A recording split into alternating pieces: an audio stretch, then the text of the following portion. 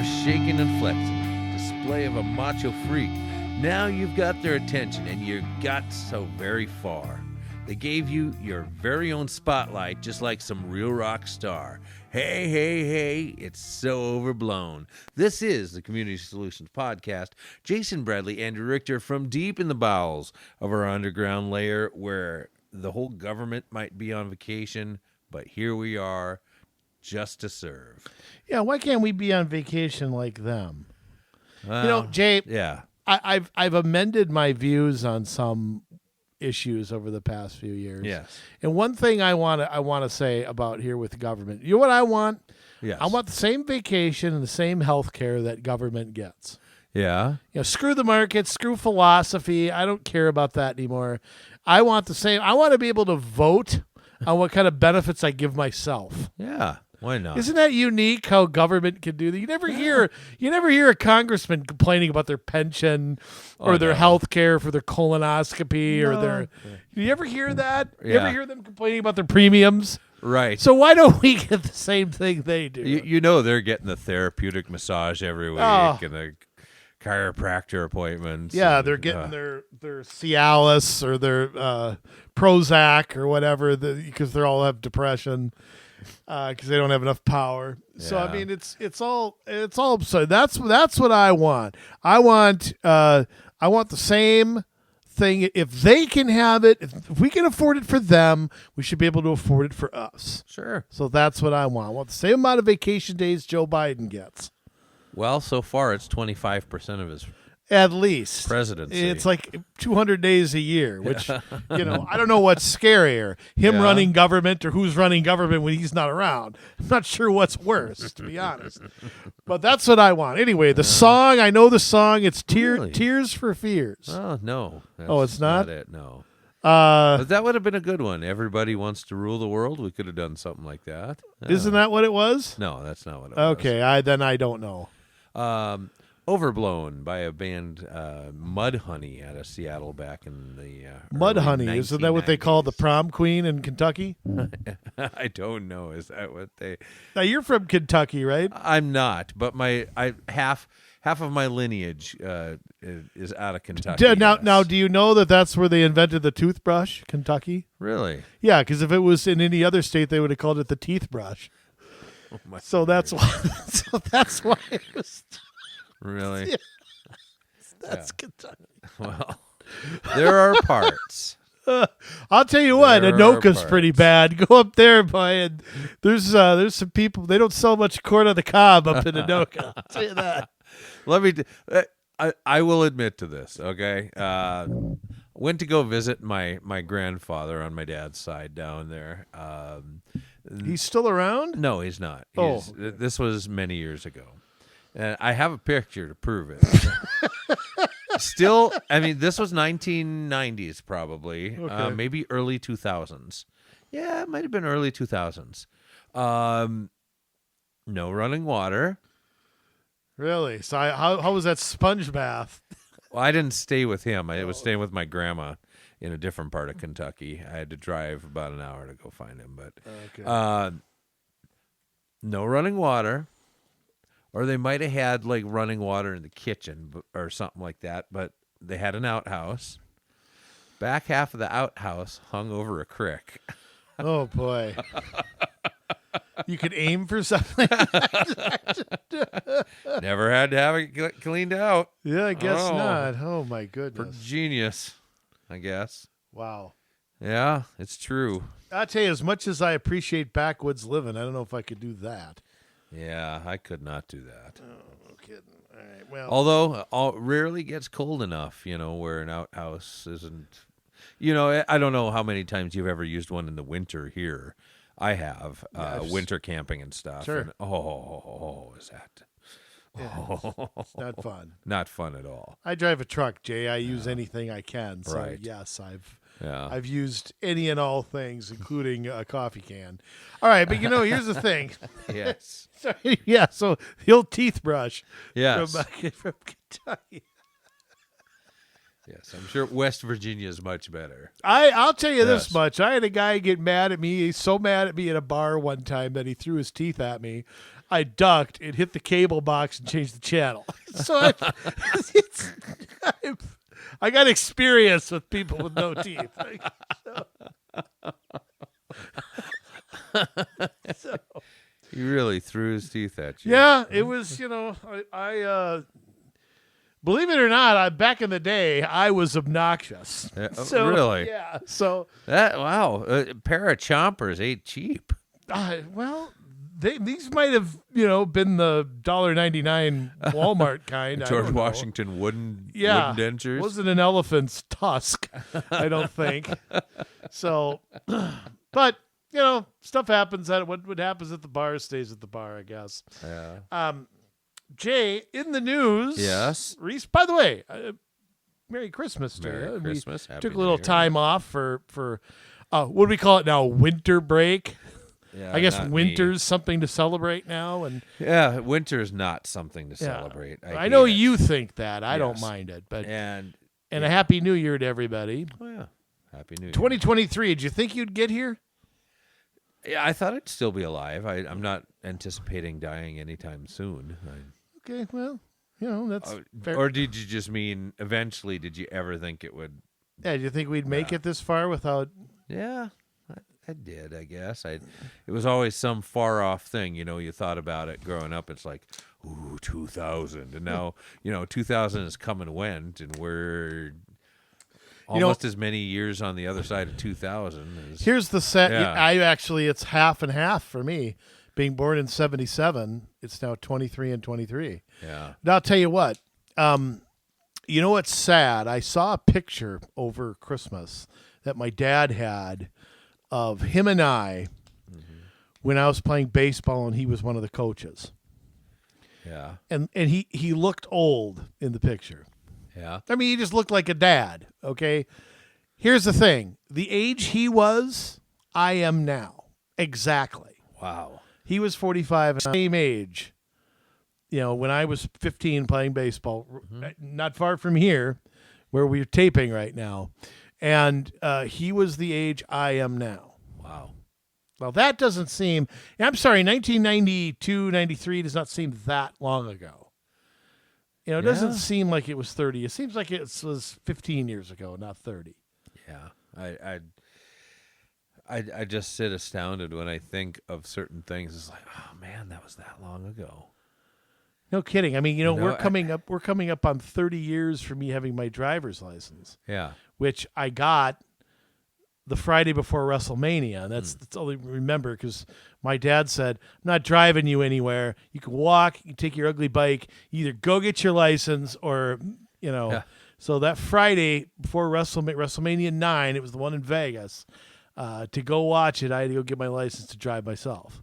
And that's amazing. You can just go do that. And I know I just did that too. I went down to the driver's testing center in Duluth over in the West End and went and got my license. But now, like, everything is so screwed up because of COVID, you have to file for an appointment to test like at least 3 months in advance. It's ridiculous. And they might send you 3 hours away, like out to Hutchinson or some other place. They absolutely will. It's, You might that's not 3 hours from here, but yes. Yeah, you might get sent to Costa Rica. I mean, it is. It's so. You'd think they'd have it fixed by now.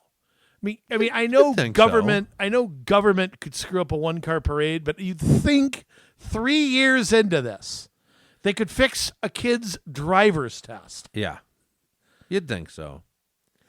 But again, it's government. You probably have 45% of the employees that won't be in a car with somebody because they're still scared of COVID.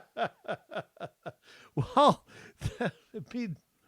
and of course, they don't want people driving anymore. Well, they want them that taking too. transit. They want them walking. They want them on their scooter store, their hover around. Any blockages they can put obstacles, in the way of somebody driving, they'll do it. Except for this guy. By the way, this guy. Speaking of driving, this knucklehead. Yes. Guy I know. His sign was in your yard for No. decades. No, it wasn't. I seen it. Don't lie to the people. No. Old Mike Opat. Look at that photo of him. Yeah. We're at fox9.com here. Former County Commissioner Mike Opat asked for a break in drunk driving arrest. Oh, well, that's not your white privilege there, is it, Mr. Opat? That's just government privilege. I Okay, don't think well, it has anything to do with whiteness. Video from the October drunk driving arrest of former Hennepin County Board Commissioner Mike Opat shows the former public official desperately trying to avoid a trip to the Huskow. Ah. My name doesn't ring any bells for you? Opat asks a Dayton police officer. Hey, you know who I am, man? You know Botno Boulevard? Okay, that's me. I wonder if that's like his pickup line at the bar too. Yeah. Hey, baby, you heard of Botno Light Rail? I'm the guy trying to get that. Okay. You know that park and ride off of 63rd and 81 that's about 10% full? No. Everybody's like, no, we don't know that. Exactly. I'm not one of the 10 cars in that thing. Yeah, that's me. Those cars all have Harry Truman bumper stickers on them. They've been there for a while. Yes. Okay, they're 2,000-pound boulders. I don't drop my name often.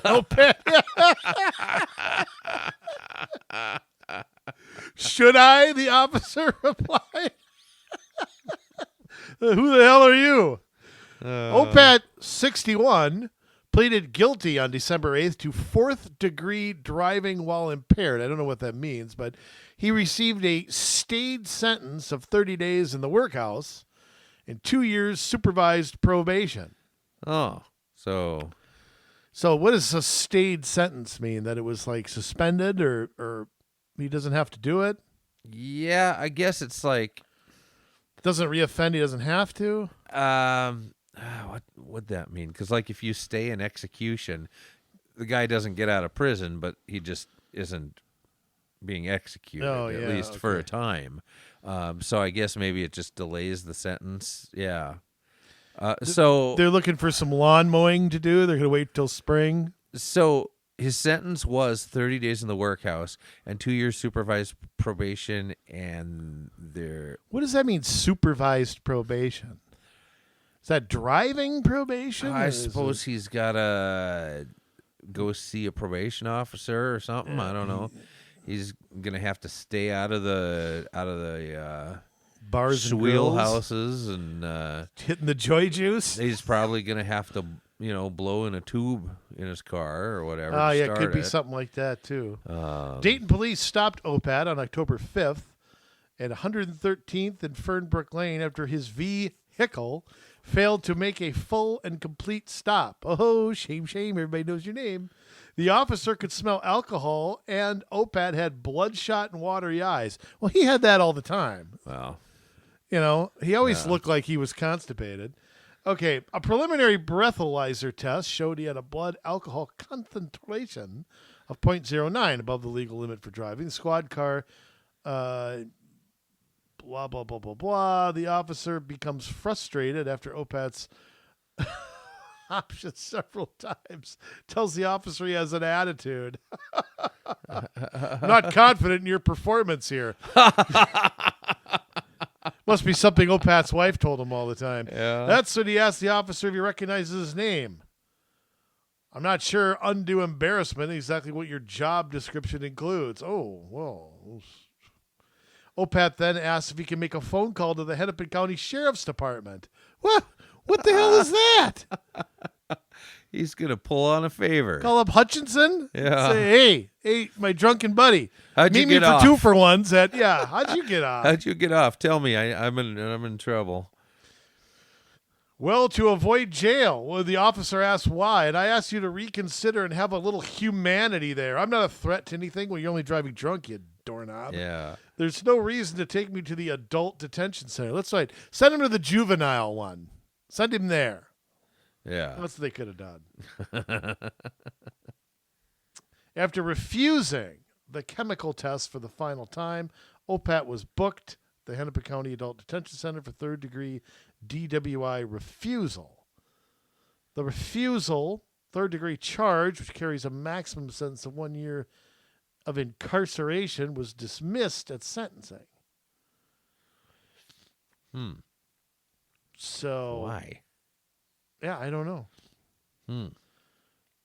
Worth noting. By the way, why does this stuff all come out months later? I don't know. I mean, you don't see this in other cases. You don't see details coming out months after the fact, unless it seems to be somebody from Hennepin County. Yeah. I mean, if there's video of this, is the video private? If it's on a... It's a police video. Yeah. I mean, it's owned by the public. Well, they do have the dash cam video here in the article. You I know don't who I how am? much of it they show. Hey, you know who I am? Yeah.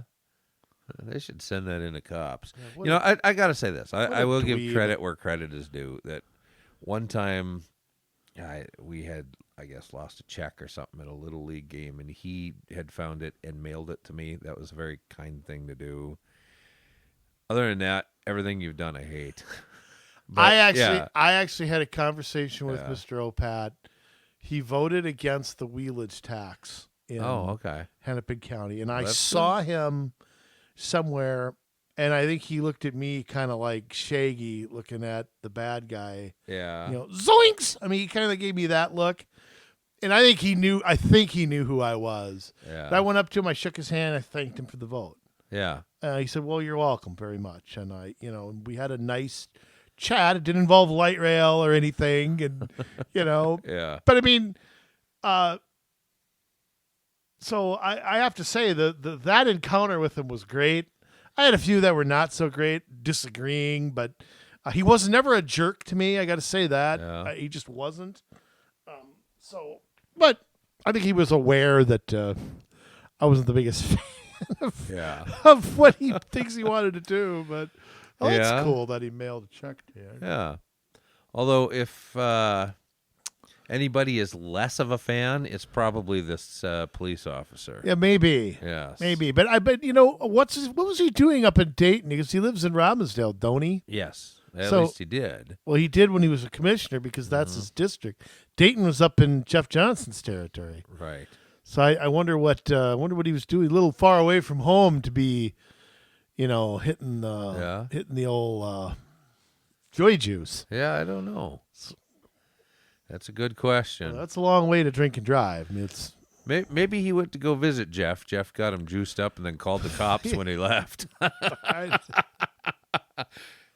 Where was he going? 113th and Fernbrook. That's not going towards Robbinsdale. I mean, No. maybe he doesn't live there anymore. Maybe Maybe that's not. why he didn't run again. I don't know.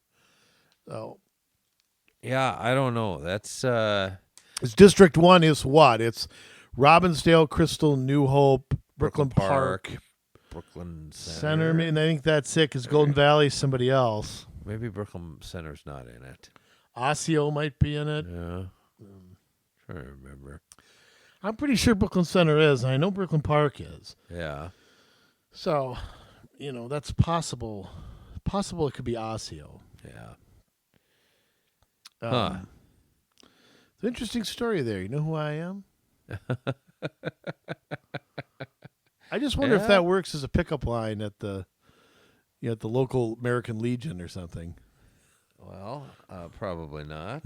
I don't know. Well, I used to be somebody. Right? I used to be somebody. yeah, I guess. I mean, that's so. Good old Mr. Opat. Well, thanks for keeping us busy there, sir.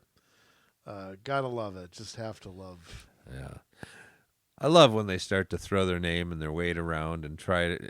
I mean, it's like you were talking about earlier. They got all the pensions they want. They got the medical plan they want. They usually don't have to go to jail for most things. Yeah, and you know what they do when they leave office? They Yeah. lend their name to some side group or some lobbyist or something like that, and they get paid to sit on their arse, and they really don't do anything at all. It's just politicians. They're just such shams. Especially both sides. It's just. I have no hope. I just have zero. I might as well move to no hope. I just have no Yeah. hope at all. Absolutely. Okay. Stayed sentence. I looked it up. So instead of serving the sentence, the court may place the offender on probation and or impose other conditions on the offender, like the workhouse. So, I see. yeah. Yep. Big news. Okay. So he avoided the old minimum security lawn mowing. Yes. Well, I will say this much too. I know people who've gotten a DWI on like a first offense, and usually they're not. Yeah. Unless they blew like a .37. It's pretty rare that they get. A little short story on this. Right after my 21st birthday was on when I was in Vegas. They had a breathalyzer. I wasn't driving, but you could just see how drunk you were. And it was the night before the Denver Green Bay Super Bowl, which I won a lot of money on, by the way. And my buddies and I stumble out into this elevator, and there was some guy who gambled his house away, and he was laying in the corner crying. And we stumble up to a breath. I blew a .27 that day. So good thing I didn't get behind the wheel of a vehicle that day. It used to be .1, and now it's what, .08? Yeah. Which I have a lot of problems with because .08 and .10 aren't the same. Right. Yet now .08 is treated like .10. Yeah. Which is also not fair. So, but there's a national movement to make it .05. Oh my goodness. Yeah, which is the equivalent of like 2 beers. Like in an hour, or 2 ounces of alcohol in an hour, or maybe it's 3 because your liver can only get rid of 1 ounce per hour. So if you had 2 beers and a half, maybe not you or me, a guy our size, maybe not, but if you just had a couple of beers, you could be a .04 much quicker than you think you are. Right, and that's what I was going to say is that, if you had somebody that was 300 pounds, that's not us. I'm just saying you have a 300-pound guy, and then you have like somebody out of Minneapolis, like, one of those vegan people, like like Mayor Fry. There's going to be a difference how long it takes you to get squirt. there. Yeah. Yeah, and your if tolerance. You're some lady man, your tolerance for alcohol is part of it too. There's no right. broad brush you can paint, but yeah, I mean it's getting kind of silly. I mean, I don't endorse drinking and driving, obviously, but .05. Well, I mean, it's kind of weird tightening up on alcohol, and then on the other hand, they're really loosening up on things like pot. Yeah, exactly. And are they going to hand out the DWS? And one thing too about pot legalization that I have heard is officers saying, "What about driving impaired? There is no standardized test for how stoned somebody can be. That could be way worse than a DWI, with your reaction time and all that. Yeah. I mean, how do you measure that? Right. It's not like you breathe into something and there's a light that comes on. I mean, it's so I think there are questions about that too. And so, well, I think all you can do is okay, he said man like 5 times in that sentence. He's got to be. Yeah, or he's really hungry. I mean, that's I caught him coming out with a bag of Cheetos out of the holiday. It's like, he just got in the Dairy Queen drive-through, so we'll nail him. All right, Jay, let's move on here to. We're not very far from Brooklyn Center today. Yeah, that's. I don't know if that's good or bad. Yeah, and Brooklyn Center has had some stuff happen over there. Now, we've touched on Brooklyn Center here and there over some shows. Mayor Elliot, by the way, voted out of office. April Graves, the new mayor. I'll get to her in a little bit. Yeah. Not sure we've seen much of an improvement there. But they're having issues. Let's put it that way. Yeah. One of the issues, and we're going back until the summer here with this Sun Post article, and not a whole lot's changed since. But this Sun Post article is hilarious. Yeah. When they talk about the Brooklyn Center police shortages. Okay. Isn't it funny, Jay, how these cities who have an incident and decide to stand back and let the city just go to hell in a handbasket, have trouble hiring police officers. Is there just a kind of a straight line to that? Like, okay, the place becomes chaos and all of a sudden nobody wants to work there. Right. Yeah. Surprise. I mean, not rocket science, is it? I mean, no, not by a long shot. Okay, so we're going back to June here on this. Brooklyn Center Police Department has 36 officers and is continuing to hire. Kind of. I'll get to that. Brooklyn Center I don't know if this guy's still here or not. Doesn't matter. Tony Grunig. God, I butcher names. Okay. Is telling the city council here that violent crime has been on the rise. The department is continuing efforts to hire new officers. The department is authorized to hire 49 officers to be at full strength. Currently, they are at 36, so about 25%. One officer at that time was leaving for military duty, and another was serving light duty, so they were drinking Miller Lite instead of Miller Genuine. Okay. While crewing said staff levels frequently fluctuate, back in November 2021, so about 7 or 8 months before this article, they had 35 officers. The council then froze Here's the city council's response.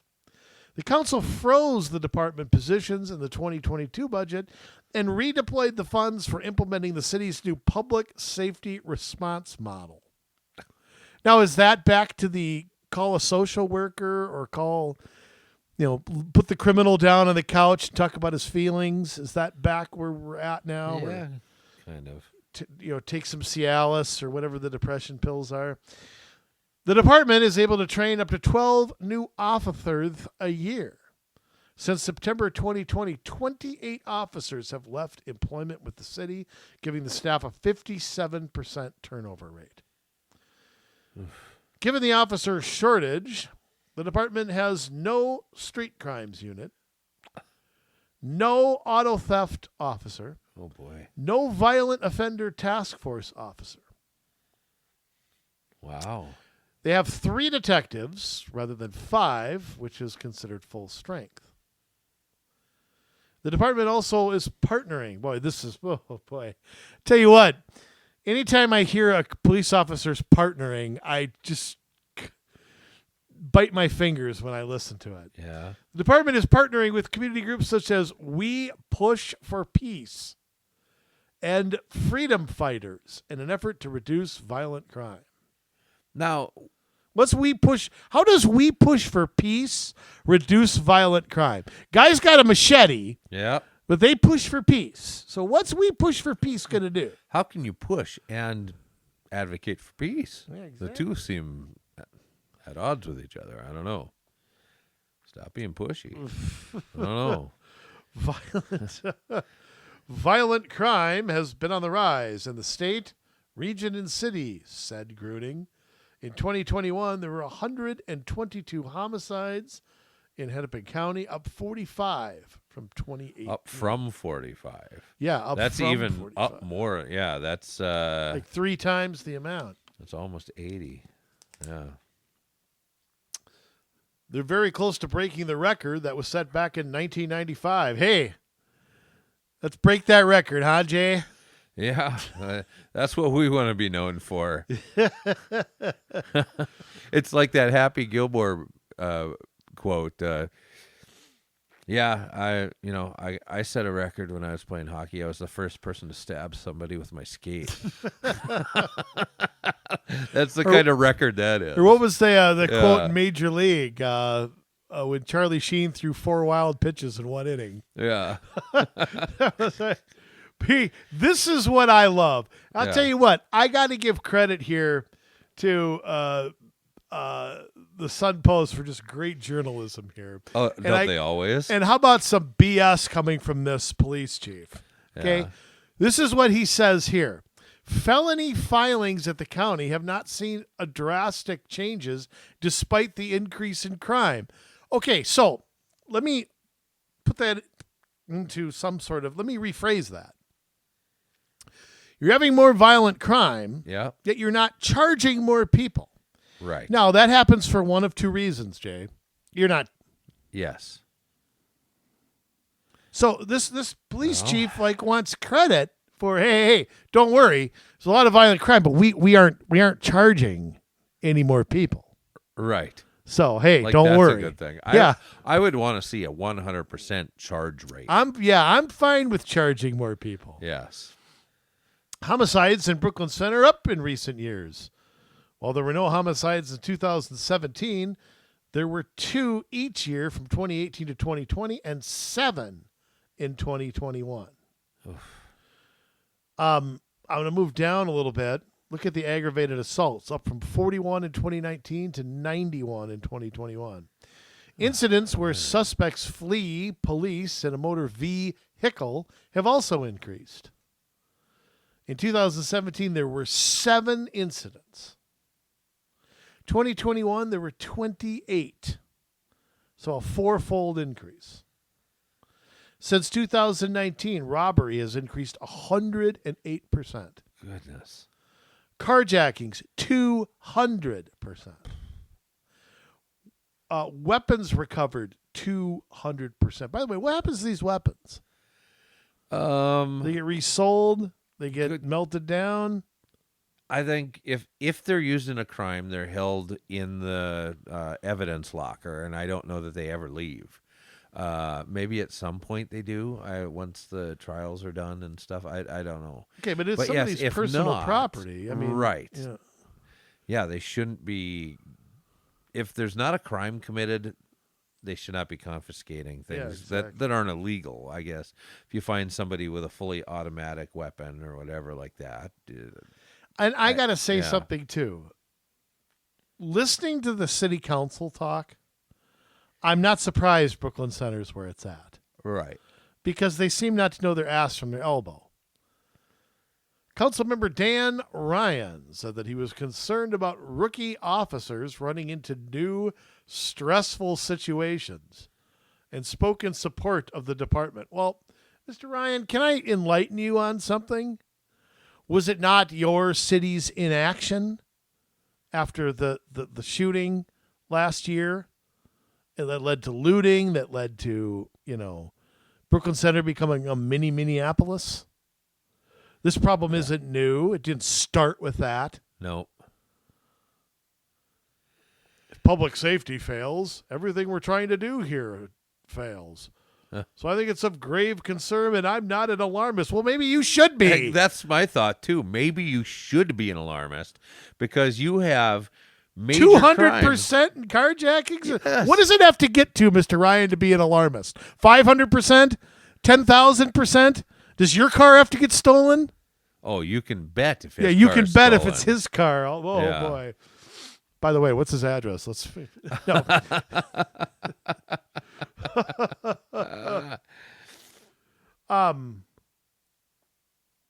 Who is councilperson Margarita Butler? Who the hell is that? Marquita Butler. Marquita? Yes. Okay. I don't know if she listened all that well to this, but while crime appears to be up, quote, I appreciate the fact we're catching the people committing the crimes. Councilmember Butler, can I just enlighten you? We just said that we aren't. We just said that fewer people are being charged. Yes.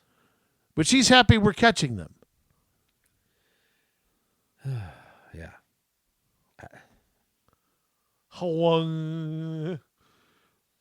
And here's here's a lovely one. Councilmember April Graves, who is now the mayor-elect, I might add. So she was concerned about staff shortages at the police department. Rising crime rates have made her feel overly protective of her son, she says. I want to stop here and talk about Miss Graves for a minute. Yes. I did some digging, Miss Graves. Oh.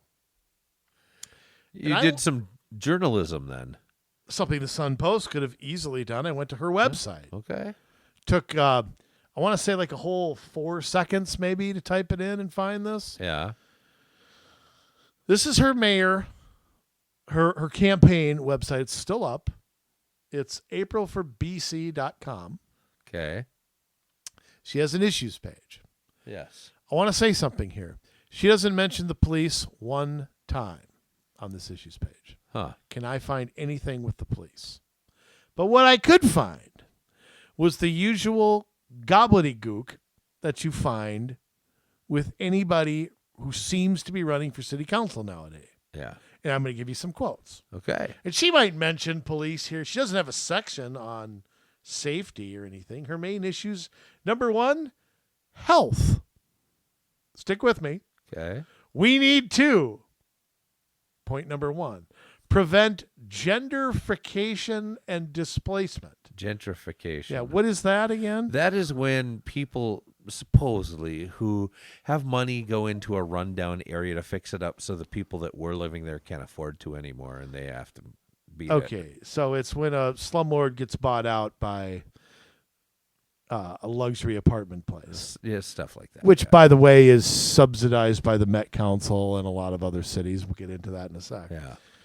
Well, also working to bring in blah, blah, blah. Snore. Implement, listen to this one. Implement trauma-informed, culturally compassionate, holistic approaches to support the mental, emotional, physical, and economic well-being of both individuality and collectively. Oh, what Lord. the hell did I just say? I don't know. I really I don't. can wipe my ass on that. What was that? Well, What the hell is a holistic approach that is culturally compassionate? Oh, I know what it is. It is setting up a culture of kindergarten teachers to handle all of the crybabies who can't seem to handle anything. Well, why don't you just say that then? That I understand. Yeah. Okay.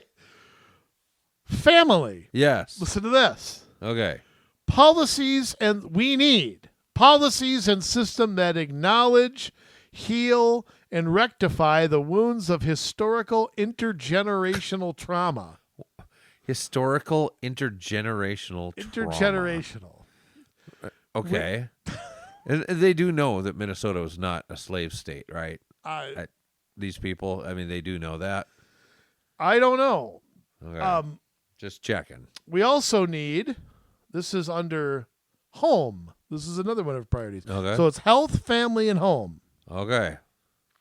So far, nothing about crime, nothing about our tax dollars, nothing about roads or anything like that. Sorry, biggest story that has come out of Brooklyn Center in the past 2 years is Kim Potter and the Daunte Wright Daunte incident. Wright. Yes.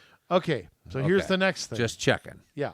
Yeah. We need opportunities. Stop me if you've heard this before. Okay. Opportunities that create a sense of safety, hope, purpose, and belonging. My word.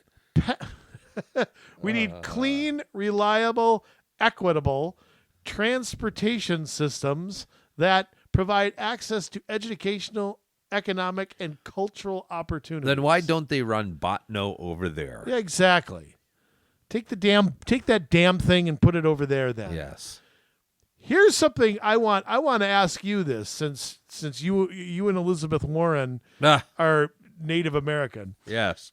I actually am. And you and her are both 132nd. I am not. Okay, you're 264th then. What are you? 1/8? I'm 1/8. Yes. 1/8. Okay. Yes, 1/8 Cherokee. Yes. Policies and practices that honor and protect sacred indigenous land and preserve it for future generations. Now, where's the indigenous land in Brooklyn Center? Well, did the Iroquois set up over there, or the Chippewas? I think wrong tribe. Iroquois was New York. Yeah, well, whatever. I mean, yes, but yes. So who did? They owned all of it, Andrew. We came over and stole it all. So you know that. So why don't we take April Graves' house and we'll she can move, and if you want to give that to Chief Sokotoa, fine, okay. But what is this? What is preserve sacred indigenous land? This is somebody running for mayor of Brooklyn Center. Right. Okay. I don't know of any Indian burial grounds. Not the governor of South Dakota here. Right. Okay. I mean, if you're the mayor of Wounded Knee, I could understand. Okay, but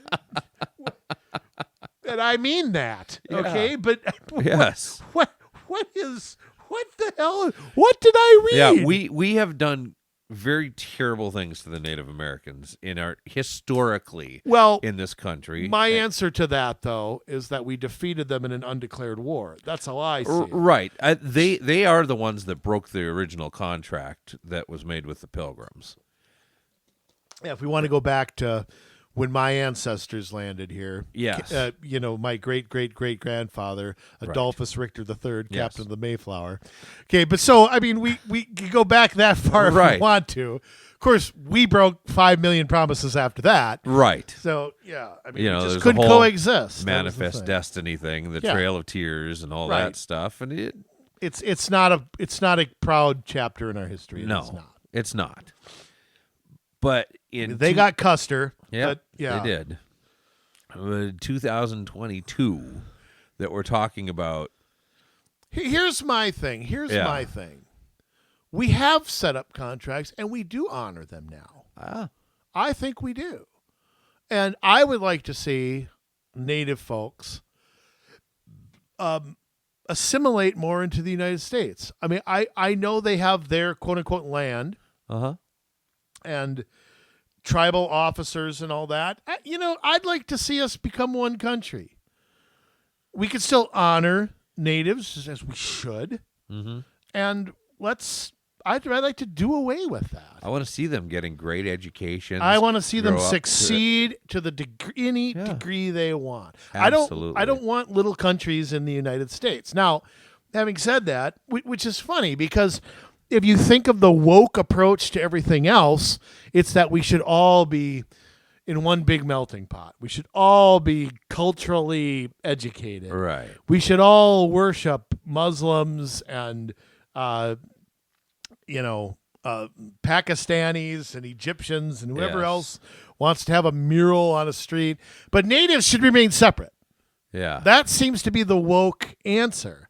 And it's kind of like, why shouldn't we treat natives the same way we treat any other culture and welcome them into our country and hope that they succeed? Allow them to have their customs and they can do whatever they want to. Yeah. It's America. They can. Absolutely. So I'm kind of on the fence with that. I just feel like remaining separate, I think, is a problem, but that's just me. We've signed contracts, and when I'm governor, we will honor them. But I really think we need to rethink some of that. That's just. But yeah, for a city council Brooklyn member Center? In Brooklyn Center, what in tarnation is Uncle Jesse somebody would say? digs up some old Indian bones over on the Meadowbrook Golf Course or whatever it's called. It's Centerbrook. Or Centerbrook. What are they going to do? Shut her down? I guess that becomes the holy.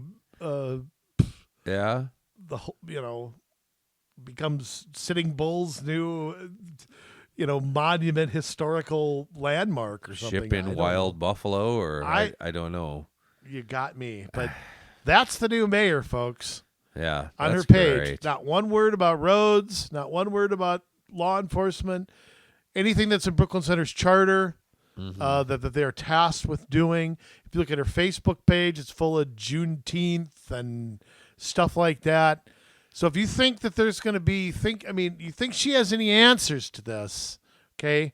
I'm not saying Mike Elliot was anything great, but I'm not sure a step forward, always be careful what you wish for. You can remove the Shah of Iran.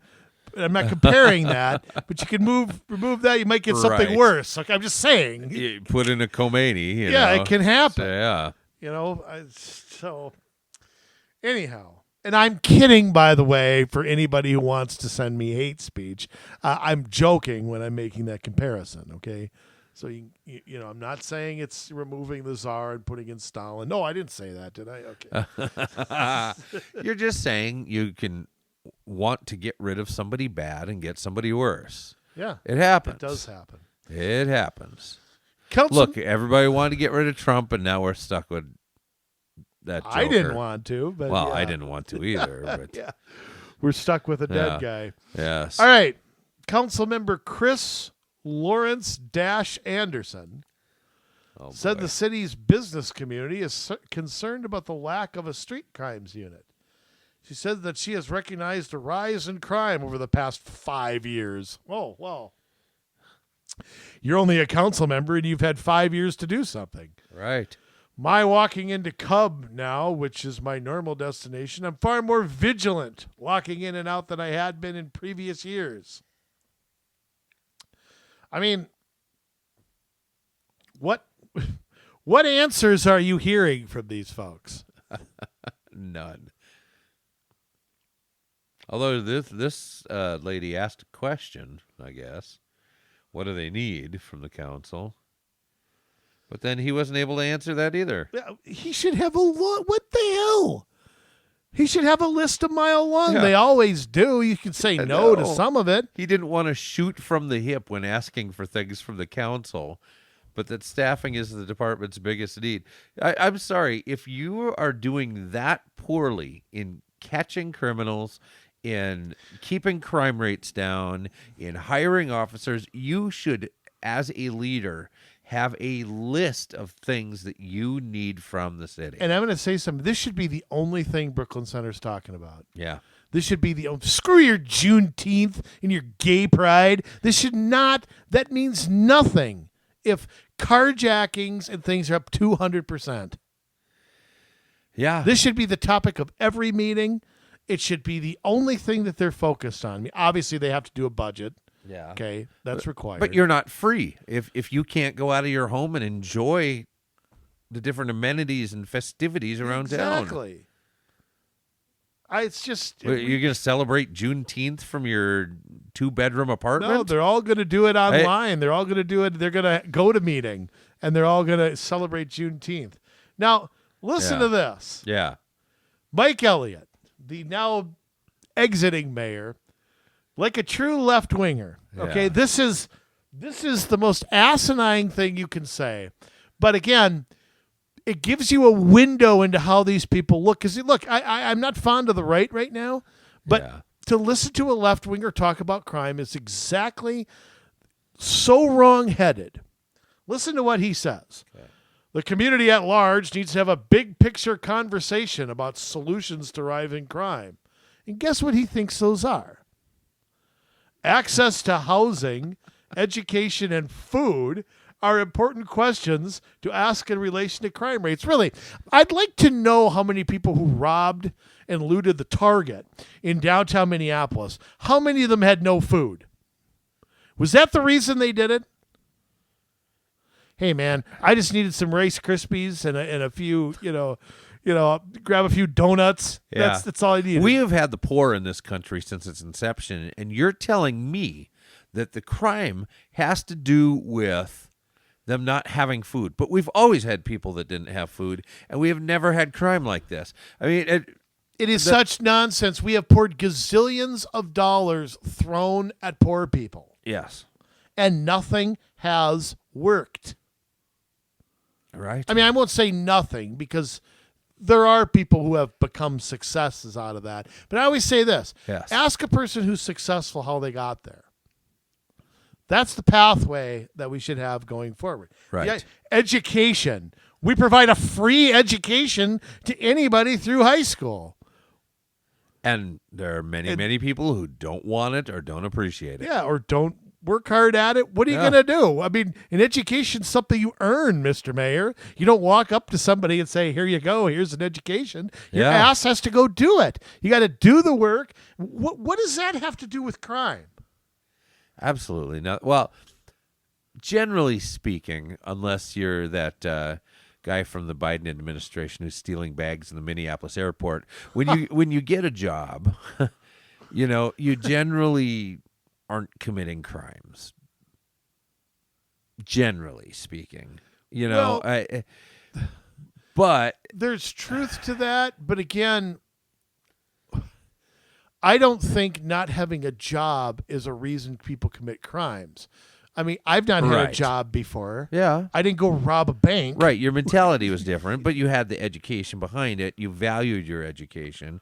But that's the thing. You valued your education. Yeah, maybe you didn't take home any work. That's right. I never did work. It's true. But you still valued it enough, that you did well on the tests. Yeah.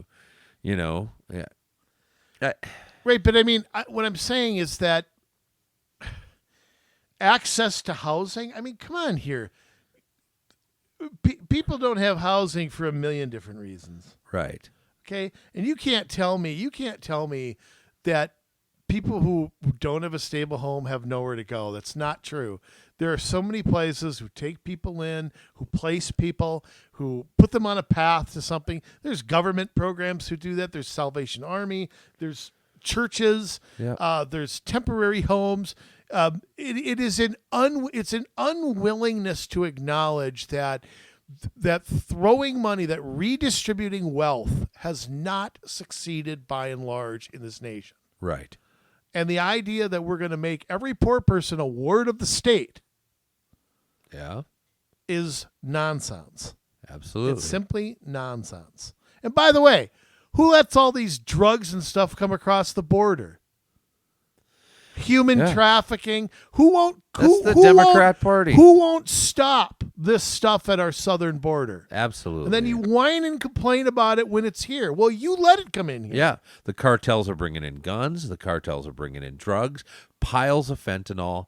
Like you said, human trafficking, sex trafficking of children, might I add. Yeah. And they're facilitating labor. this. It's sick. It is sick because they're facilitating the sex trafficking of children, a lot of them which they can't even find. They don't know what happened to them. They don't know where they're at. They've totally dropped the ball, and they don't care. And they don't say anything about it. They don't highlight it. They don't try to put anything together to fix it. And instead, you have in this country an epidemic of children who are being prostituted and abused, and it is sick. And nobody seems to make a big deal out of it. I know if I was a parent of a child that was missing, I would tear apart heaven and earth to find that kid. And this country is not doing anything to stop it. Yeah, and remember when immigrants were being sent back and everybody was, the separation of families. Well, how about the separation of families and human trafficking? Where are those people? Absolutely. Where are you, The View? Yeah. You ugly, whiny, complaining women. Where the hell are you in your mansions in the Hamptons? And maybe they're not in cages anymore. No, they're just locked in a small bedroom getting raped 5 times a day. They're sitting in the back of a semi-truck, 100 of them stuffed in there. I don't see The View complaining about that. No, out of sight, out of mind. Of course it is. Yes. How about the liquor store in Brooklyn Center? We'll move on to all the losses they suffered in 2021. How do you lose money at a liquor here's store? my question again. Yes. And I always hear cities talk about, we've trimmed all the fat. There's just nothing we can do but we just have to raise your taxes. Yeah. There's just nothing we can do. Why does a city have a liquor store? I'm just asking, and I don't, again, the libertarian in me, Jay, is, okay, if you want to have a liquor store, Brooklyn City residents, and you want to pay for it, it's kind of like having a bike path. You want to have it, pay for it, and maintain it. That's your choice. Yeah. Okay? I don't like the regional planning pushing it down on somebody. But look, if you choose to do this, you bear the consequences of it. It's kind of like the story I always tell about the Crystal Pool that couldn't make money selling concessions. Yeah. And I said, how can you get pop and candy and lose money selling it? The 10-year-old selling lemonade on the corner does a better job making a profit than anybody in government. That just amazes me. Yeah. Brooklyn Center City Municipal Liquor Store loses $51,000 in 2021. Oh, my goodness. Of course, they're blaming the violence that they let happen. I might add. I think I put a lot of blame on the Hennepin County Sheriff's Department for this too. Right. Because they should have been in there as well. They should have been in Minneapolis. Yeah. Instead of have Hutchinson tweeting during that time. Yeah. There's no evidence he didn't steal any of this for his DUI. He might have. Yeah. A state audit released this week gives a closer look at how Minnesota's municipal liquor stores fared in 2021. Of the 212 liquor stores in the state, Brooklyn Center suffered the greatest financial loss. Well, congratulations. Way to go. I mean, that's another record set. I mean, I'm going to give you a golf clap for that. With the killing of Daunte Wright, both they have two? I think they were in the process of moving or something. Okay, like both that. stores got looted. Yeah. Everything got destroyed, says Tom Agnesberger, the operations manager for Brooklyn Center Liquor. Again, we were closed for several months. We had a ton of expenses with all the shelving, product, and all that was lost. What's interesting is later they talked about that they collected $774,000 in insurance money. Huh. That money came in chunks, apparently. Yeah. Well, 1,700 people came into the Shingle Creek Crossing location to steal product and destroy property the night following Daunte Wright's death. 1,700? Oh, man. They wanted to drink, I guess. Jeez. All right, hey, who's got the Drambuie? Bring over some Miller High Life. It's just nice how nobody was stopped. Did you catch any of them? I'd like to know. Any of these people been prosecuted? There's videotape of it. So it's funny that the policies of the city are affecting the municipal businesses of the city. And stop there, Jay. Think about the businesses that were not run by the city. How about them? Yeah. How about how long they had to close and make insurance claims and behind on their rent and so on and so forth. They don't get to rely on taxpayer funds. Yeah, they can't just up the prices and get money from the plans to build a new municipal liquor store in 2023. And move out of the leased location along Brooklyn Boulevard. A city-owned liquor store. Proceeds are helped to maintain parks and trails. Not if you lose money, they don't. I guess the parks don't get plowed or something. So there are no proceeds. Yeah. You lost $51,000. What are you going to do? Disassemble a jungle gym so that you can... I guess so. Don't worry, though. They had a record Thanksgiving. Man, everybody in Brooklyn Center is getting wasted. Management has installed enhanced security measures to make the building more secure should another instance of civil unrest happen in the future. Translation, they got a social worker at the door. Right. Or they got some 60-year-old grandmother standing there, unarmed. Okay? Probably. Right. You know, standing there that just in case she'll waddle after a criminal who runs away. I always wonder that about security people. Yeah. I've seen places where the people in security weigh 450 pounds. They couldn't catch their own shadow. It's like, how are you securing anything? Right. If you're overweight and unarmed, you're not securing squat. Likewise, if you're underweight and unarmed, exactly. It's the same what are thing. you going to do? Yeah. I mean, if you got Shaquille O'Neal's there in security, that's one thing. When you have Barty Fife, it's another. That's an insult to Barty Fife. Yeah. You got Cletus and Enos standing there playing cards. I mean, come on. Yeah. Golly. Just get out of the liquor store business. I mean, come on. Oh, boy. Yeah, it's just dumb. They're just dumb. Enhanced security. They got a Ring doorbell. That way they can see who's coming and going. All right. Yes. But we're not done giving them tax dollars. Oh, no. Nope. This is from ccxmedia.org. Brooklyn Center receives $3.5 million in Met Council grants for Opportunity Site. Oh. Now, in the corporate world, Jay, Yes. the word opportunity has a lot of meanings. Yes. It's like it's become the new thing for here's what you suck at. Yeah. Okay, you're in a meeting with a bunch of bigwigs. Say, okay, here's what we're doing well. And quote, here are our opportunities. Right. In other words, here's what we suck at. Okay, that's become the news. Become the new corporate. I'm telling you, will hear. It's like corporations have a handbook. Yes. Of how to speak corporate. They do. And one of the ways, like you hear, well, that's an HR issue. Well, that's, you mean, there's so many things that you hear, how to speak corporate. Yeah. And one of them is your opportunities.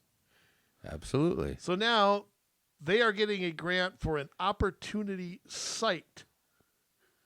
Huh. Yes. And these are going up. It's supposed to be opportunities to redevelop, opportunities for economic rejuvenation, if you will. Some of it is based around housing. Some of it is based around business. And I know that we had reported on one, and I don't think this is the same one, that is down, is it Shingle Creek? Down there used to be a Target there. The Target closed. There's like an Asian restaurant. There's by the government center there. Yeah. That's all supposed to turn into some big whatever over time. Well, this is like a whole vision for a new downtown. Yes. This is big. The opportunity site. Yes. In fact, there's a video, Becoming Brooklyn Center, at ci.brooklyn-center.mn.us. Opportunities site. Now, let me get back to this before we get on to that. Yeah. The city of Brooklyn Center has tried to develop this so-called opportunity site. I love how even Channel 12 calls it so-called. I know. For almost 20 years. Yes. Now, what does that tell you about how people view your city? Failure. Yeah, exactly. 20 years. Go find an opportunity site up in Elk River, and it's fulfilled in 10 seconds. Okay? Right.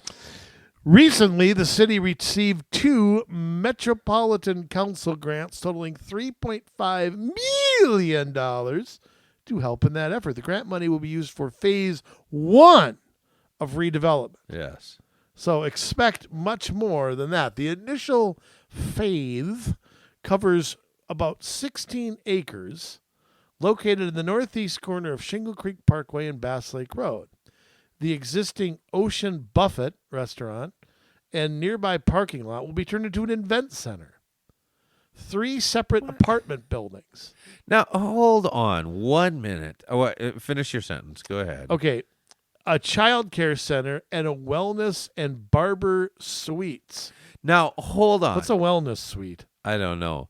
But they had an entertainment center over there. It was called The Hat, right? The Hennepin Arts Theater or whatever. It was a movie theater. Then it became a church had owned it for a while. North by Metro the old car Vineyard. dealership, right? Yeah, and it's torn down now. But there's a reason it's torn down, because it wasn't able to generate profit. Well, that's a problem. It is. And when you have a city that's turning to crap and nobody wants to go anywhere or do anything because they're scared of getting carjacked or assaulted, what good is this going to do? Well, I don't know, Jay, but we're just going to keep reading. Are we? I'm sorry. Yes. This is the key here, this next. But wait, $3.5 million. Can you even break ground for $3.5 million? I don't know. I don't think so. Sounds like a drop in the bucket. But here's the thing. Is this another public-private partnership? Is this another too big to fail? Is this another... Isn't everything? It seems like it, but 2 livable communities grants from the Metropolitan Council will help attract diverse entrepreneurs and affordable housing. Boy. So they don't want white business owners. Right, but once again, we're back to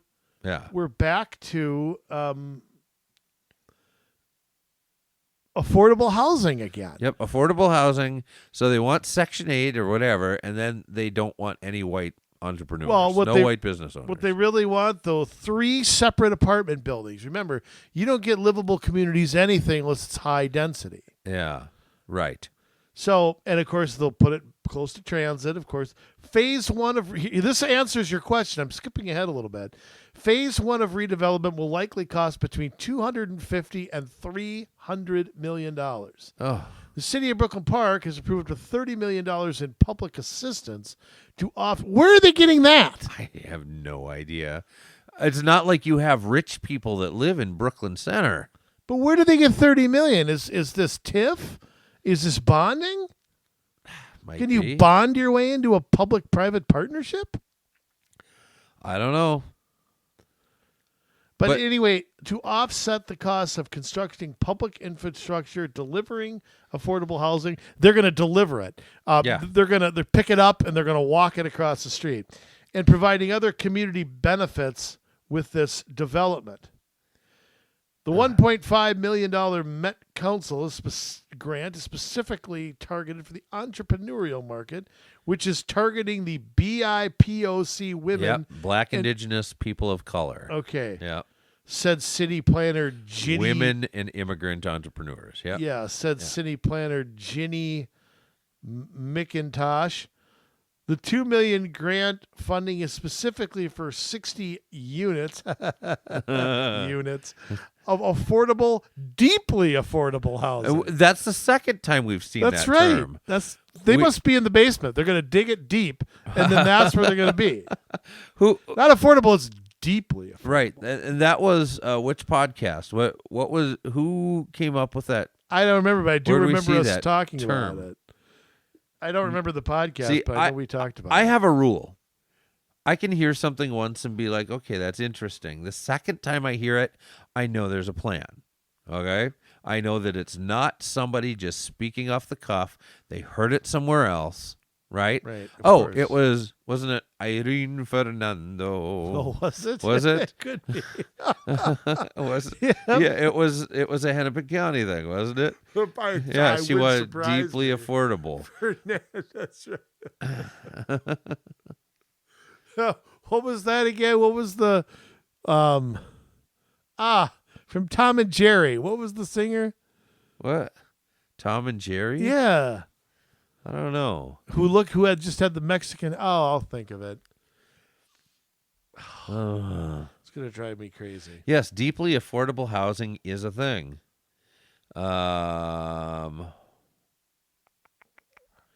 It's just not giving me the definition.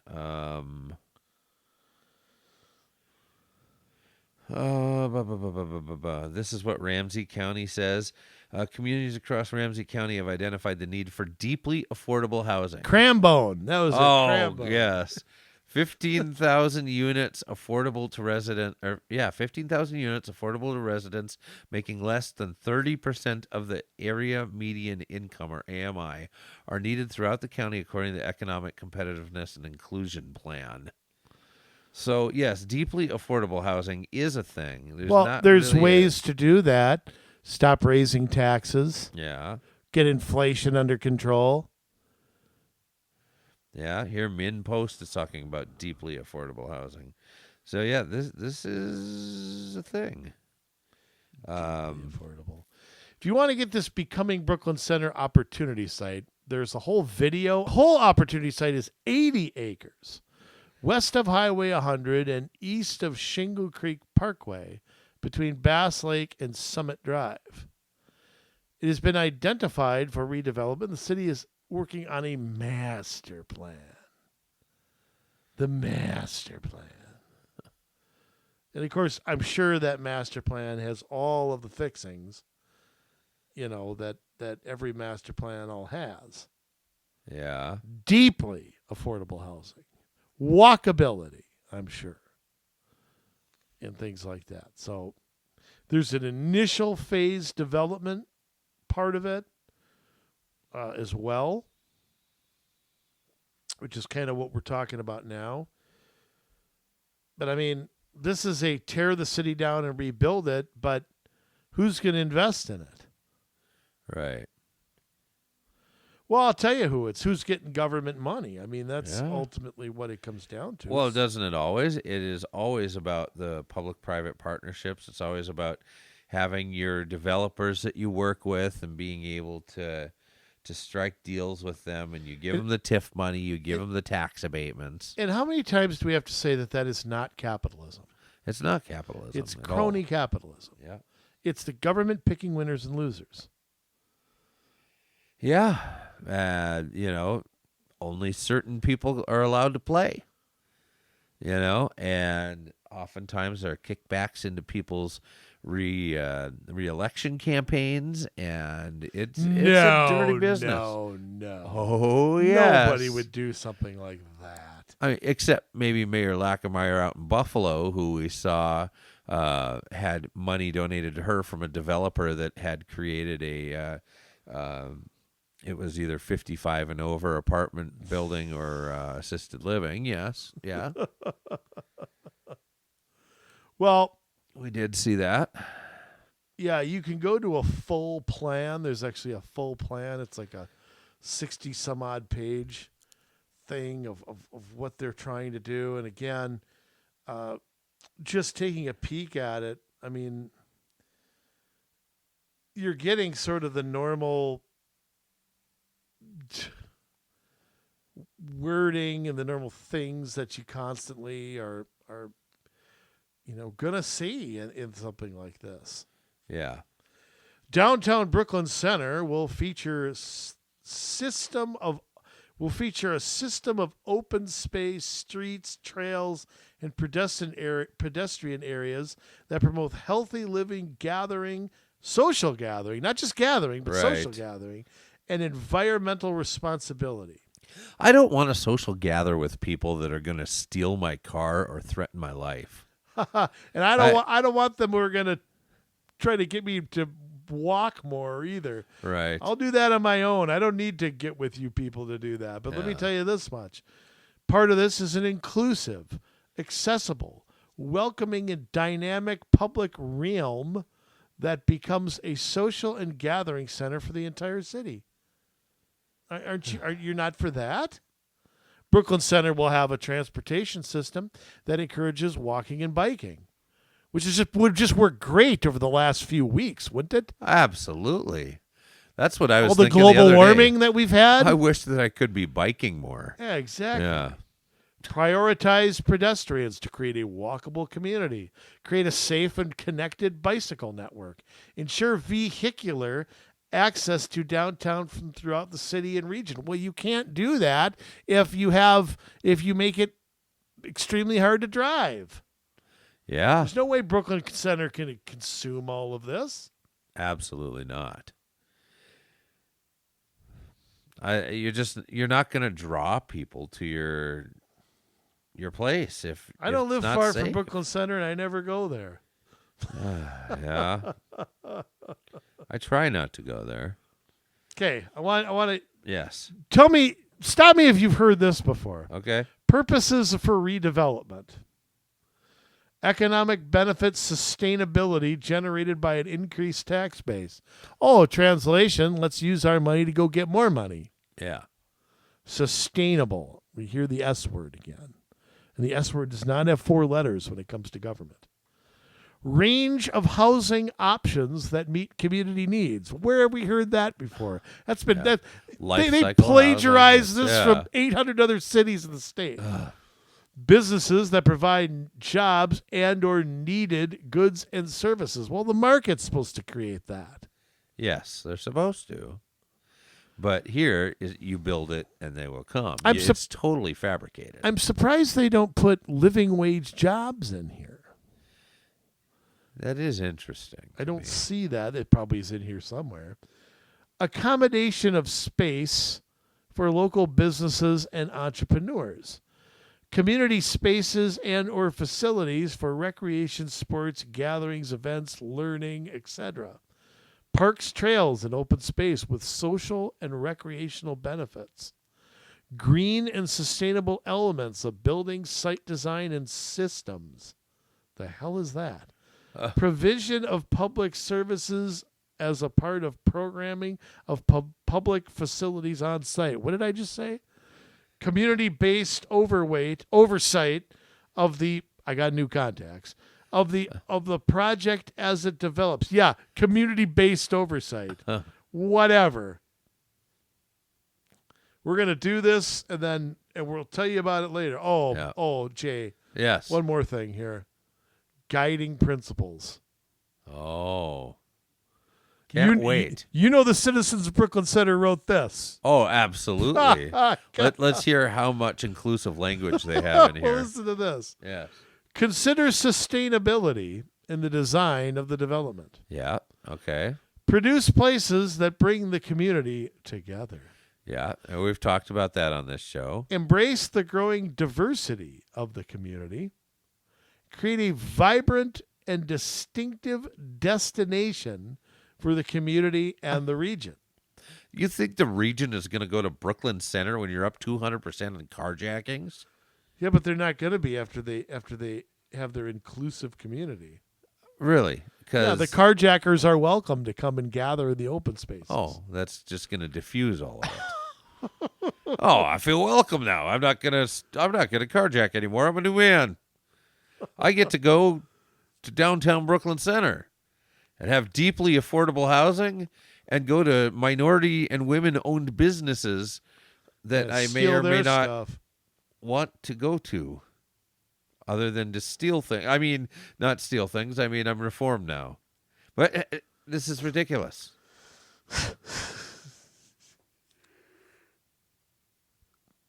All right.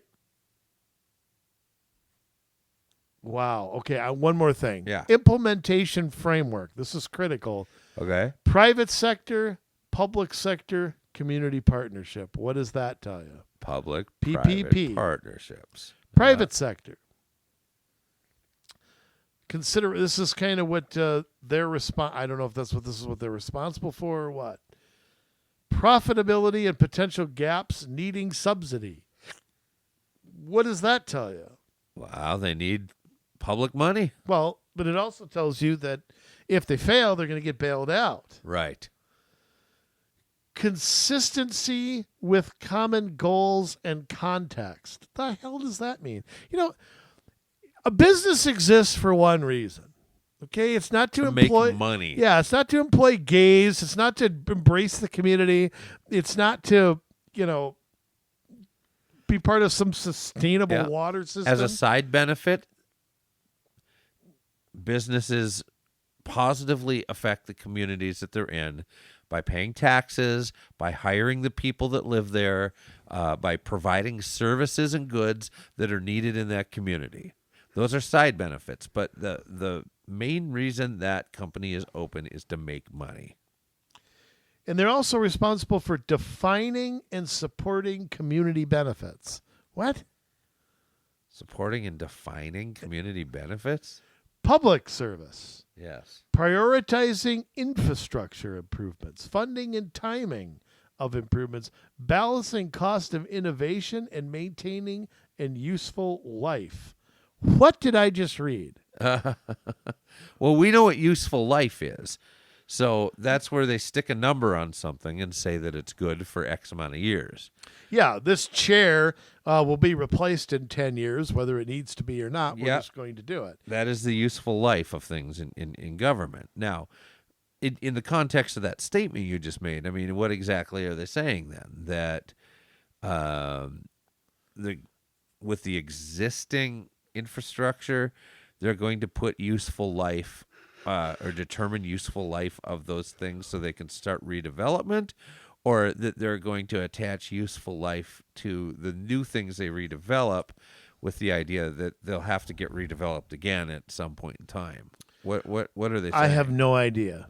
Okay. All of the above. Whatever it means when they get there. That's what it means. Well, that is a lot of it. You put enough fancy words into something and it can mean whatever you want it to mean. It doesn't say anything. But when you have a 30-year plan, that doesn't mean anything whatsoever. Right. It means nothing. Yeah. It's back to, global warming is such a crisis that by the year 3162, we're going to transition into, but that means nothing. Right. Okay, it means nothing at all. Poor folks in Brooklyn Center. I mean, yeah. It's sad when I grew up in Crystal not locking our front door. Huh. That's how much things have changed. And for whatever reason, that's what's happened. So it's pretty ugly. And yeah, I don't know what's going to, again, I'm a pessimist when it comes to this stuff. I don't have confidence in the people voting for the right people. I don't have confidence in the people running it. I don't have confidence in anybody running who opposes it. To me, we're just all going to hell in a handbasket. I don't know what else to say. That's why I say just join the party. Just join the people who are killing everything. And then we'll just, we'll all go down to go buy Greek bonds and we'll all go down together. I'm not going down.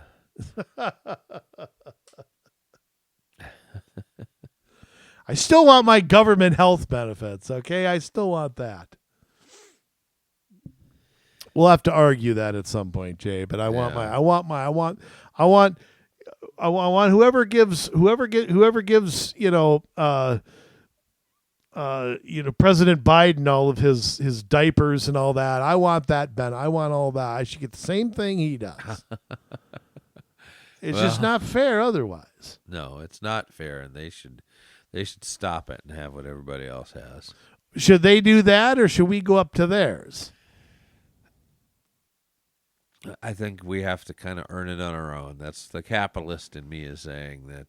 I don't care. You know what? I don't care about capitalism anymore. Whatever. You are such a troll. You can't apply that anymore. You just can't. Such a troll. Government's too big. It's too vast. And it's every nook and cranny of our lives. I don't know what capitalism is anymore. I know what it is. I know what it is in Adam Smith's day. I don't know what it is today. Well, this isn't capitalism. What in America is capitalism today? Nothing. Banking's not capitalism. No. Automaking's not capitalism. The big retail places aren't capitalism. What's capitalism now? Yeah, I mean, we are dangerously close to becoming a socialist country because of the government. They don't own the means of production, but they sure as heck direct it. They sure as heck tell companies what they can do, what they can't do, putting new environmental regulations on these countries. But I'm going to tell you one thing, companies, though. Yes. The companies, in some cases, are just as guilty because they go along with it. They go along with it. They're in bed with the government. They're in bed with the media in some cases. I mean, I've said this before. Corporations are no better than the government. No. Well, these big corporations, they think if they help destroy the small businesses and the parts that won't go along, that they're going to get special favors. And they're going to be the ones that emerge. It's true. I mean, everything will be an oligopoly. That's the goal of the elites. Right. That everything's an oligopoly. You got two choices, Lowe's or Home Depot. You got two choices, Target or Walmart. Yeah. You got two, that's the goal, Burger King or McDonald's. The goal is to control everything. Yes. And you can't do that without corporations and business working together. It's not possible. Right. So, to me, I don't know, Cap. We're heading towards China, not really socialism. To me, we're heading toward a Chinese way. That is the model. World Economic Forum says that's the model. And that's why it's like a fascistic capitalism where the government and the business come together into partnership. Right. Government they make the trains run on time. Right. They set the regulations. They tell you what you can do, what you can't do. Let the businesses operate within that structure, and then the government, gets kickbacks or whatever. They get their coffers filled so that they can run for re-election or whatever it is. And here we are, on the outside because we're just the regular, normal old people. We're just peons. There's an illusion of a republic, but really it has devolved into, on one side, democracy, where the majority of the people get to sway things, but they're really being led around by the nose by this fascist oligopoly, that they're pushing it. You've got entertainment on their side. You've got business on their side. You've got teachers on their side. You've got mainstream media on their side. Absolutely. Social media. Yeah. Right. They are all in it together. It's scary. I'll tell you. I've never been. I don't know whether to join them or fight them. I don't know anything right now. I'm not joining them. Well, I might. We'll see what they give me. Really? You are much such money. a troll. See how much money they give me, They're not giving I'll give you. I'll anybody. give you a loan, Jay, if that happens. They're not going to give you any money. You and I are going to end up in a gulag somewhere in like the Yukon territory. Or, maybe. I don't know. Yeah, or Detroit. Or Detroit. Yeah, that might be worse. Yeah. Oh, I'll tell you, it's brutal. I mean, it's scary. I mean, yeah. I don't foresee any way out of it personally, because these corporations are just such monsters, and I don't, and you'd think a corporation that is publicly owned, would have stockholders and would have a board of directors that would not be so worried. There was a time where, they didn't, maybe, can I throw something out at you, Jay? Yeah. Maybe corporations need to be outlawed. Maybe the idea that a publicly traded company is an idea that maybe is not, how do I put it? Because I want to say this without sounding like a socialist. It's not in the best interest of the nation as a whole. When you have limited liability, when you're global, when you don't respect, when you can have a tax shelter, when you can use a foundation to push an agenda or something like that, who exactly is the corporation benefiting? Yeah. Other than the people at the very top. Absolutely.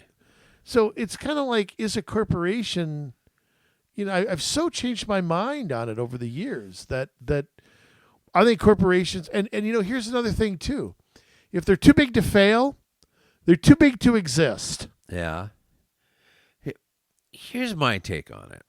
I think that corporations in and of themselves aren't necessarily a bad thing, but you have certain corporations that make more in a year than the GDP of many countries.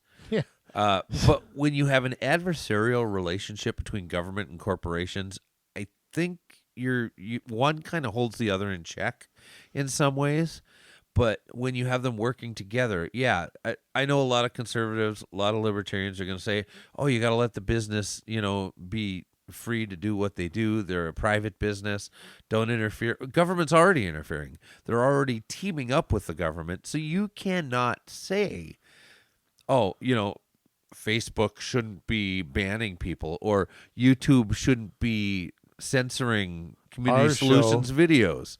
Well, I would say that's true if YouTube is acting alone, but because they are in with the government, they should not be able to do that. They should not have the freedom, because as we found out through the Twitter dumps, that the FBI and the CIA and other parts of the government have worked hand in hand with these companies to tell them what to censor. And wait a minute.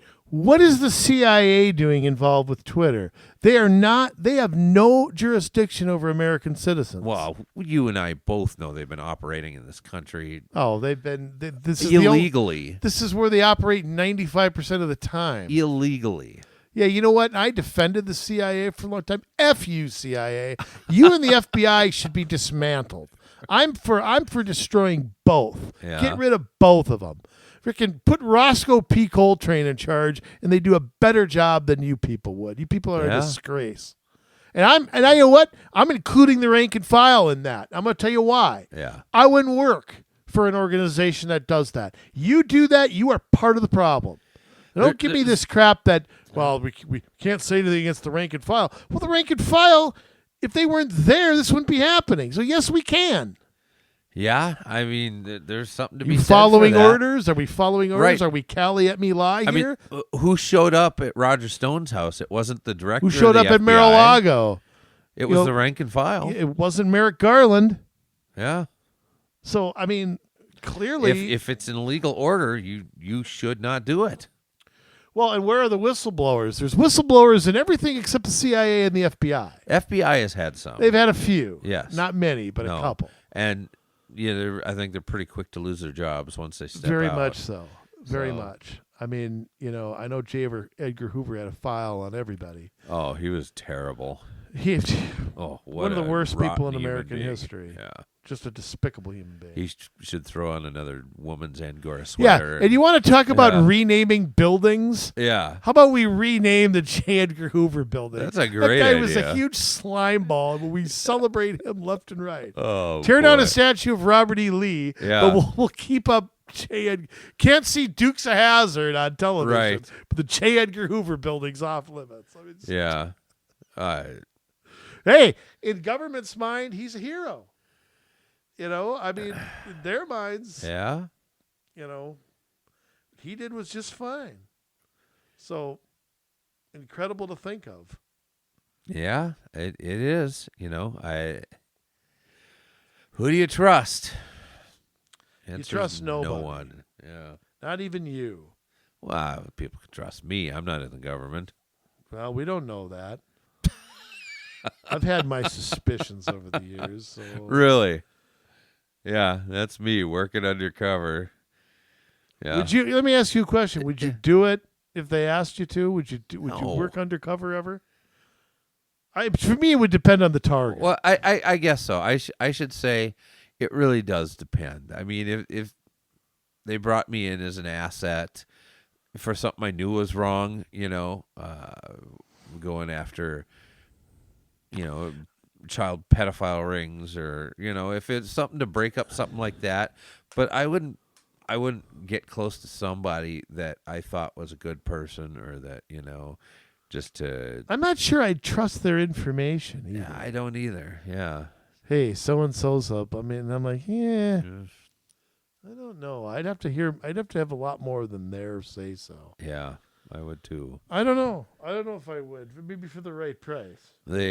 I'm for sale. One thing our government excels at is lying. I mean, sometimes they're outright terrible at it, but it's something that they've got down to an art form. Okay, again. Yeah. As the head of the cynical party, rule number 1.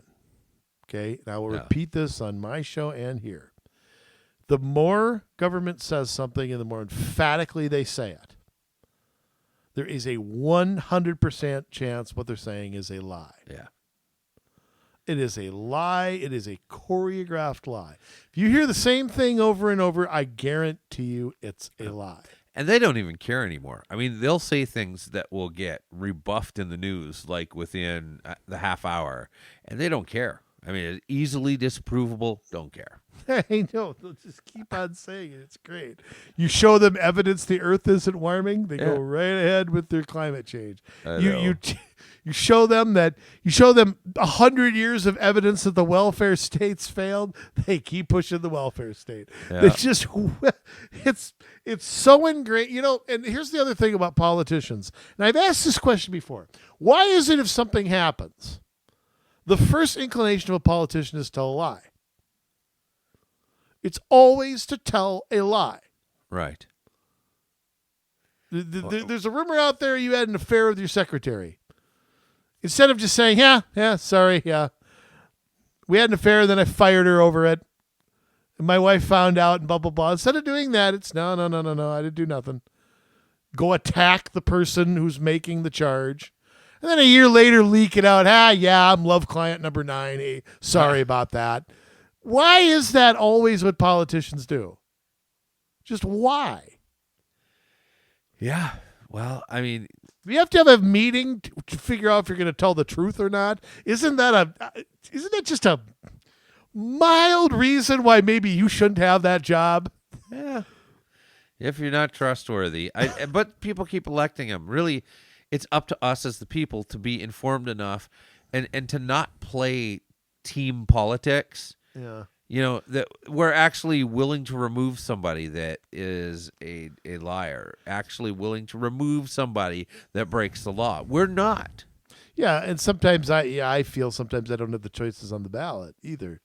And when I have to write in,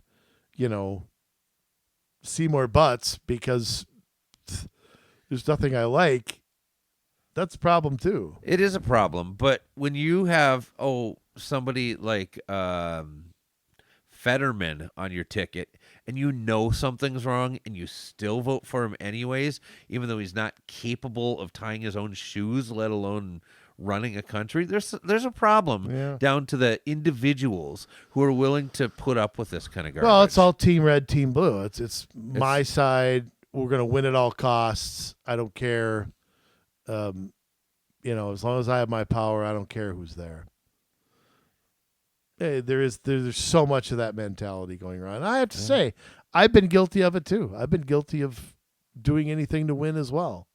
So, I guess my answer to that is ultimately it's a couple things. It's the two-party system, which is not serving our country well, and the fact that government has become a club. Government has become, like with the corporations and all that, they become them and the elites and the wealthy, they're all rolled into one. I love it when a politician talks about going after the wealthy. It's like, see, who's donating to you? I'd like to know. Yeah. Exactly. Hillary Clinton talking about two Americas. Take a look at her campaign finances. Yeah. And tell me that she gives one damn about the poor in this nation. Yeah. God, I mean, it's just... Last time I checked, you still have a really big house in a really ritzy place. Yeah, I mean, the Clintons, nobody's made more off being public officials than they have. Yeah. Where did they make millions of dollars, I'd like to know. You know that when Bill Clinton was the governor of Arkansas, he made $35,000 a year? Yeah. So how did they become gazillionaires? Other than selling a couple crappy books that were all pre-bought or sold at DNC events. I mean, how did they do that? Yeah. They create a foundation. They put themselves on the payroll. Hillary Clinton charges $100,000 to go speak at a college where she rails about the cost of education. No one sees an issue with that. Yeah, who's paying her to come and speak? The students are. Yeah, and how about the idiotic university? Yeah. What are you doing? Then, of course, they'll go to the state. Oh, we need more money. We have to raise tuition because the children, they need computers and they need new underwear and they need, pencils, and our teachers just have nothing. By the way, I'm done with it. I'm done on a rant here. Brooklyn Center, you stink. That's just going to say that. Just going to say that at the end. Jay, we're going to go on to your words of wisdom because, of course, I've been a downer for 2 hours. So I don't know if I have any. We'll see. Well, pretend. I'll dig deep. Just pretend, okay? Ladies and gentlemen, dig deep. Community Solutions presents jet flying, limousine riding, wheeling dealing son of a gun with the sign-off sermon, words of wisdom, or just words, however you put it. Ladies and gentlemen, Jason Bradley, take it away. Thank you, Andrew. Maybe I should just try words today. Pickle. Roller coaster. Flagrant. Transformation. Makes about as much sense as what I see going on in government today. You know what I mean? But like we were talking about, I mean, it's a huge problem. We are willing to put a party above whether that person in the party has done any good for the party. I mean, this big omnibus bill that just got passed by Congress, Mitch McConnell pushed to get that through the Senate with a Republican majority coming in the House in less than a few weeks. Could not do a continuing resolution to make sure that it was all just funded through the end of the year. Then they could take over, do something different. No, instead, they're throwing $32 million to see if monkeys can play poker. They're buying $100,000 hammers. They're, the Republicans are not your friends. The Democrats are not your friends. And just because somebody switches and becomes independent and still caucuses with the Republicans or Democrats doesn't necessarily make them not a Republican or a Democrat. Look at what they vote on. Look at the output of their time there. What do they support? What have they authored? What problems have they tried to solve? Because the answer is going to be pretty close to zero. Oh, sure, they've authored bills, or they say they've authored bills, but really their special interests have given them a stack of papers, 12 yards deep, that is supposed to be the next spending bill, and you're supposed to make heads or tails of it because it's given to you the night before. We have to stop feeding this monster, because as long as we continue to support and promote the people who are doing this, it will only continue to get worse, and they will feel more emboldened, more empowered, and it's got to stop. We have to be able to put people up to run in primaries against these people that are well-funded. And you know what? Most of the people that are able to afford putting a ton of commercials together and have the funding, that should be an automatic turnoff for us, where we get a terrible taste in our mouth and we say, you know what? That person needs to go because they've got too much dang money.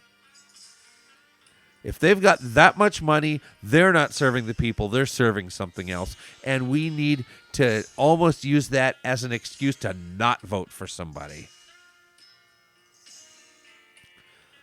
We lift these sacred cows up on a pedestal. Oh, it's the abortion issue. We got to vote this way or that way. But yet, when these people get voted in, they don't do anything either really for or against abortion. Depending on who you've elected.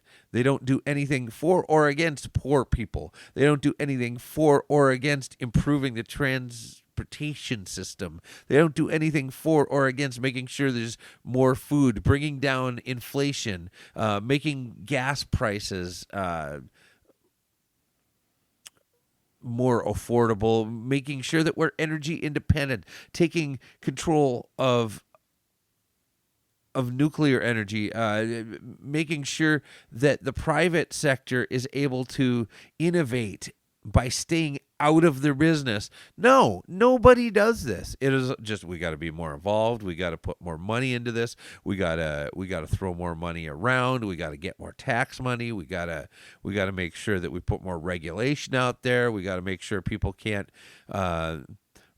renovate their homes without having these specific things in there. We got to make sure that there are more inspections. Why do we keep voting to support this stuff? We are supposed to be in control, but we can't seem to get our act together because we want to support people that talk a good game and do nothing. And because they belong to this party or that party or whatever, we just go along to play along, and it's not working. It's never worked, and it's not working now. We are supporting people that are criminals. We are supporting people like Adam Schiff that are lying, grotesque examples of what a politician is. We're supporting people that, like Mitch McConnell, who will vote for something that is completely just off the rails, insane spending on stuff that none of us conservatives would ever back. We support people like Adam Kinzinger, who sits up there on a committee and lies and supports the Democrats. We support people like Bernie Sanders, who doesn't want America. He wants to turn America into the Soviet Union. Who will lie about who she is and has lied for decades about who she is just so that she can get a leg up. But we're all right with that. For some reason, we don't want to have somebody that's honest. So we just continue to put up with it. You know what? Here's my solution. Whoever has the most money, don't vote for them. Vote for the other person. Do it in the primaries. Get rid of these dinosaurs that have been there forever. Get rid of these people that are raking in the cash. And it's not from selling books. It's from all these companies that they have promised to help out. We've got to get rid of this partnership between the companies and the government. We have got to get rid of it and make it adversarial again, whether those are the corporations, whether those are the media companies, whether those are entertainment companies. We have got to take things by the hand, and we have got to make a stand. So who's going to run? We got primaries coming up in 2 years. Really, in 1 year, a little over 1 year, we're going to start entering into that primary season again. Who's going to primary a sitting senator? Who's going to primary a sitting House member? Who's going to primary somebody in the party that you might support that has not supported what you've sent them to go do? That's my challenge to you. We need people on city councils. We need people on county boards. We need people on school boards. People to stand up and do the right thing, to go against the staff, to go against the administration, to go against the other people that have been there causing a problem for people in that community. Stop voting for the same people. Once you've done that, win or lose, at least you can say you did something. You stood up, you tried, you did something. You're interested in that, or you got some stories that you want to lay on us because, hey, we're always looking for new ways that government's screwing things up. You can get a hold of us. COMMsolutionsMN@gmail.com. That is COMMsolutionsMN@gmail.com, and we will be sure to talk it out with you. If we can give you some help, if we can blow it up here on the podcast, we will do it. We are closing out 2022, going into 2023, leaving season 6 into season 7. Who even would believe it? We got episode 300 coming up. It's going to be crazy stuff. And do not fall into their trap. Do not use their language. Do not.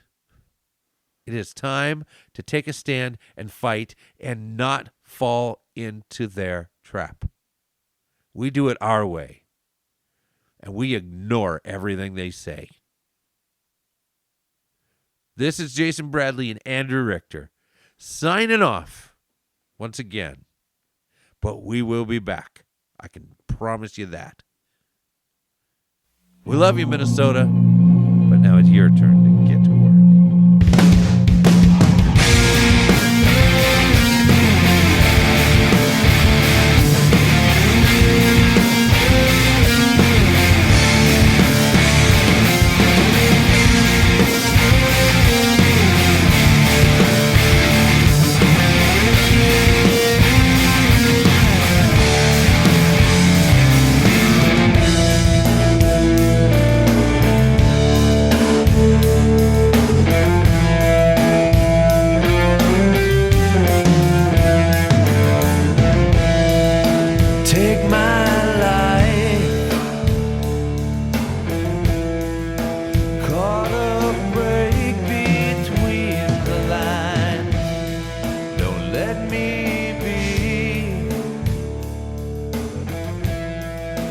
Get too caught